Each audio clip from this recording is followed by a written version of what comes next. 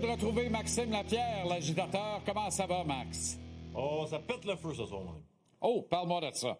OK, alors, parle-moi de l'attaque et particulièrement du premier trio du Canadien dont on parlait là, avec Joe Byrne et on a entendu les propos de Zachary Bolduc notamment. Là. Ben, tu sais, on regardait le match, Jean-Charles, je sais pas si tu vas être d'accord avec moi, mais je trouve que le premier trio, ce n'est pas le même sans Slafkovský. Je trouve que Slav fait très, très bien avec Demidov et Kapanen. Par contre, je sais pas si à long terme, c'est ça la formule magique. Je trouve que c'est, même si on a des chances de marquer, même si on est capable de produire à notre façon, je trouve que c'est pas la même identité. Puis je m'explique. Tu sais, t'as Bolduc qui est un shooter né, t'as Caulfield qui est un shooter né. Tu sais, je trouve que souvent, ils se ramassent à se regarder puis ils veulent prendre la même décision, aller se placer dans leur bureau, qui est normalement le milieu du territoire offensif ou le haut de l'enclave, comme peu importe comment on veut appeler ça. Ces gars-là veulent la rondelle pour la lancer. Avec Slav, c'est un autre style de jeu. On le sait que Suzuki est le passeur, on sait que Slav construit le début du jeu, puis on veut normalement essayer de rejoindre Caulfield, même s'il lance pas à chaque fois, mais c'est un peu plus ça, les étapes. Puis, tu sais, je regardais les chances de marquer pour, les chances de marquer contre. Depuis le début de la saison, les chances de marquer, Suzuki Caulfield sont à plus 50 avec Slafkovský. Et là, avec le match d'hier, ils ont eu quelques chances. On est rendu à moins 1 sans Slav. C'est quand même une immense différence, là, si tu regardes la façon de se comporter sa patinoire. Pour moi, le trio, c'est avec Slafkovský. En ce moment, on n'a peut-être pas les ressources pour construire le deuxième trio qu'on veut, mais je peux pas dire que j'aime l'audition de Bolduc sur ce trio-là jusqu'à maintenant, puis ça n'a rien à voir avec Bolduc en tant que joueur, ça a plus rapport avec la chimie des trois. Curieux de voir comment Martin va chercher et trouver des solutions pour résorber à cette situation-là, parce que l'unité de Texier avec Jake Evans et Josh Anderson en donne pour la peine à l'équipe. Ça a été le meilleur trio du Canadien de loin, tant qu'à moi, hier soir. C'est un trio qui affiche de la constance. Et Tessier devient tranquillement la trouvaille de 2025 après Carrier qui a été la trouvaille de 2024. Ouais. Il joue très bien. Puis, tu sais, ce gars-là a un grand talent. Hein? Il a tout un lancé, on l'a vu quelques fois dans les dernières semaines. Patine bien, mais c'est surtout son intensité, sa façon de se positionner défensivement. Tu sais, je suis pas inquiet quand ce gars-là est sa patinoire. Tu sais qu'il va prendre les bonnes décisions. Il est capable de compléter à sa façon offensivement. C'est de la belle profondeur qu'on a eue pour pas cher. Puis, tu sais, tu parlais de ce qu'on va faire pour le premier et deuxième trio, parce que là, ce trio-là, ça semble être... ça clique, puis on va les garder comme ça. Mais moi, je pense que là, ça revient à Kent Hughes à un moment donné. Tu sais, il va falloir en faire un move. Je sais qu'on n'est peut-être pas rendu à la fin de la construction de cette équipe-là, mais il reste qu'on est une équipe qui est capable de créer des dommages lorsque tout le monde est en santé, tout le monde est là. Ça prend un petit peu d'aide. Tu sais, c'est pas grave si c'est à long terme, si c'est un contrat juste pour dépanner cette année. Mais ça prend de l'aide, Jean-Charles. Tu sais, ça prend un vétéran qui joue sur le deuxième trio, un gars qui est capable de produire offensivement.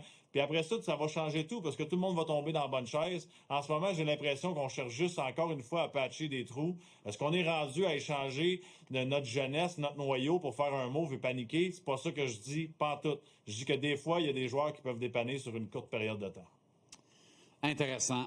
Demidov se porte à la défense de Slafkovský. J'adore ça. Je suis sûr que tu adorais ça toi aussi hier. Puis il l'a pas fait, il est pas allé dans la mêlée, puis il a juste voulu pousser une fois. Là. Tu voyais que ça l'a atteint de voir son coéquipier se faire frapper de la sorte. Puis il continue, il va donner un double échec, un deuxième double échec, continue quand le gars est sur la patinoire. Puis tu sais, peut-être qu'on n'aime pas la pénalité sur la séquence. Par contre, à long terme, c'est avec des gestes comme ça qu'on gagne. Puis je parle pas du double échec, mais de démontrer qu'on est un groupe qui se tient. C'était pas sa responsabilité d'aller là, mais il est allé envoyer un message aux Flyers quand même qu'ici on est une jeune de jeunes, une gang de jeunes, puis on va toujours se tenir. Puis j'aime ça voir ça de la part de Demidov. Ça m'a même étonné à quel point il était investi dans son projet. Puis je me suis dit, coudonc, il était en train de jeter mitaine pour vrai, mais il voulait y aller. L'arbitre est arrivé. Il voulait y aller ou il s'est rendu compte que Ristolainen ne voulait pas y aller pantoute. Fait qu'il dit, je peux en abuser tant que je veux. Il réagit absolument pas pantoute. Aucune réaction. Lui revenait de loin, d'ailleurs, Ristolainen, hier soir. Ouais. Non, mais t'as raison, c'est intéressant. Puis la beauté, le Canadien n'a rien donné là-dessus, sur le désavantage numérique. Fait que, tu sais, on sort du trouble, on s'est tenu debout. Normalement, t'as un collectif qui step up après ça. Ça a manqué d'émotion pour le reste de la soirée. Néanmoins, les Flyers jouent une bonne petite game de route, une bonne petite game plate, comme on aime en jouer des fois en série éliminatoire, avec beaucoup d'intensité. On est patient, on profite de nos chances. Et que c'était beau de voir cette boîte-là, plus un, se déployer dans le tiers défensif des Flyers. Je me disais, Y a-t-il quelqu'un sur notre bord qui prend des notes? Parce que là, Jockey et Struble sont aux abonnés absents, là, complètement. Ouais. C'est très difficile, ces deux gars-là. Puis je me suis passé à la réflexion hier, je vais te texter. Il dit, envoie Jockey et Struble jouer à troisième, l'autre bord. Je te jure qu'on va y trouver bon. Oui, mais le système protège toujours ton maillon faible. Hein? C'est ça qui arrive. Puis hier, je regardais les défenseurs du Canadien. Il y a 5 défenseurs qui n'ont pas de tir. Il y a juste Lane Hudson avec 3 tirs. Puis la raison est qu'il était capable de trouver les lignes en bougeant parce qu'il est agile. Ça prouve que la défensive des Flyers a fait tout un travail, mais de l'autre côté, ça prouve que le Canadien n'a pas été capable de créer offensivement parce qu'on fait pas, justement, tu viens de mentionner la game de route plate, mais des fois, tu as le droit de la faire à la maison aussi, là, de lancer des rondelles au filet, de créer des rebonds, d'aller au filet, de faire bouger tes défenseurs. C'était un match facile défensivement pour les Flyers, je trouve, hier. Puis, tu sais, le Canadien, je suis pas prêt à dire que c'était le match le plus dramatique de l'histoire parce que la réalité, c'est que c'est 21 tirs d'un bord, 22 de l'autre côté, si ma mémoire est bonne.